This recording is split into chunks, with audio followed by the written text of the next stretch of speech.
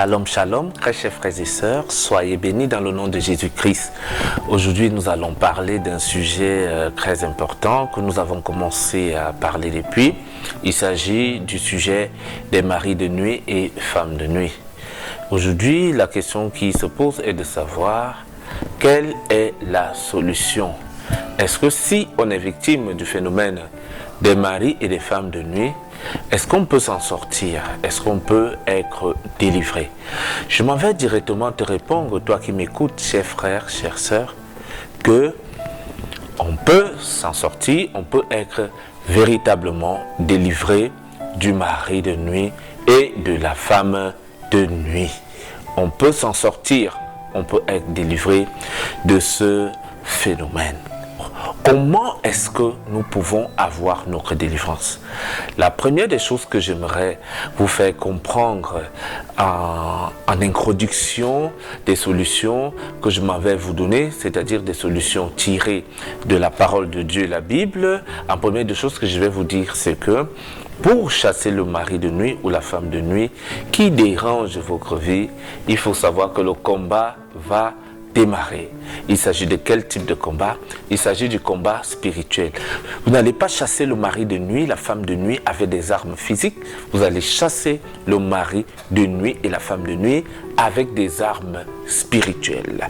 Comme armes physiques que des gens aiment généralement faire, aller voir un psychologue, aller voir des amis, aller voir des marabouts, aller voir des conseillers. Toutes ces solutions physiques ne pourront vous aider en rien du tout parce que on ne combat pas contre la chair et le sang, mais on combat contre les esprits mauvais de ce monde obscur dont les maris de nuit en font partie. Alors, si vous voulez donc les combattre, on combat par les voies de l'esprit. La voie de l'esprit, c'est le démarrage de façon concrète du combat spirituel. Il faut être prêt que lorsque vous allez décider de dire que bon, maintenant, le mari de nuit ne fait plus partie de ma vie, le mari de nuit ne fait plus partie de mon existence, que vous sachiez très clairement que vous êtes en train d'engager un combat spirituel. Et ce que vous devez connaître sur les combats, c'est quoi? C'est que un combat dure en fonction de la taille de l'adversaire. Il y a des personnes dont le mari de nuit existe dans leur vie depuis qu'elles sont enfants. Il est clair que le combat mettra long. Les personnes dont le mari de nuit habite dans leur vie depuis qu'elles sont petites ou petits. Alors, il faut savoir que le combat sera long et rude parce qu'ils vont se défendre. Ne vous inquiétez pas, ils vont se défendre. Et si vous n'êtes pas, c'est-à-dire persévérant dans le combat spirituel, une fois que vous l'aurez engagé, il faut savoir que vous allez encore empirer votre situation. Mais dans le cas où le mari ou la femme de nuit n'a pas mis assez de temps, c'est assez facile de le chasser. Donc une façon de vous faire comprendre quoi? Une façon de vous faire comprendre que le combat va durer en fonction du nombre de temps que ce démon, que ces sorciers ont mis dans votre vie. De toute façon, vous devez vous armer de courage. David a gagné Goliath, pas par sa propre force, mais il comptait sur les armes spirituelles, il comptait par la puissance de Dieu pour renverser Goliath par terre.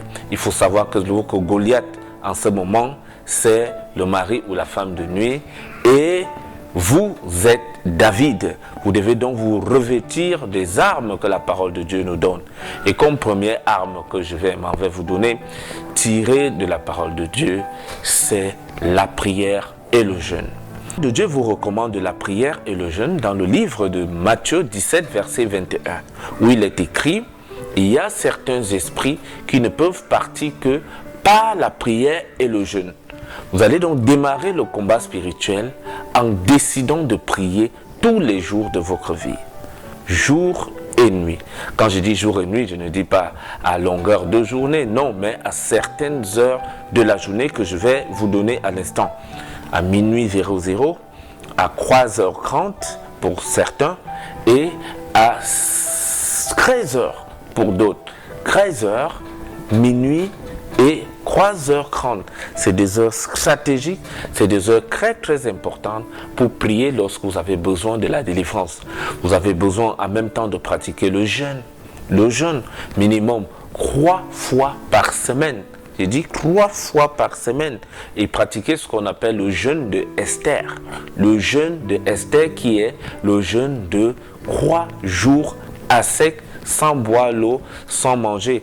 Oui, le soir, ou bouffer des légumes, bon, goûter un peu d'eau, mais si vous avez la capacité, ça c'est pour des gens qui sont faibles, de faire à sec 3 jours par semaine pendant une longue durée, vous allez pouvoir jeter au sol le mari de nuit et la femme de nuit qui vous tracassent. Et si vous remarquez que vous faites cela, et que vous êtes toujours opprimé par ces démons, alors je vous conseille de faire appel à un homme de Dieu, à un spécialiste de la délivrance qui pourra donc vous orienter, vous faire un suivi spirituel pour chasser ces démons de votre vie.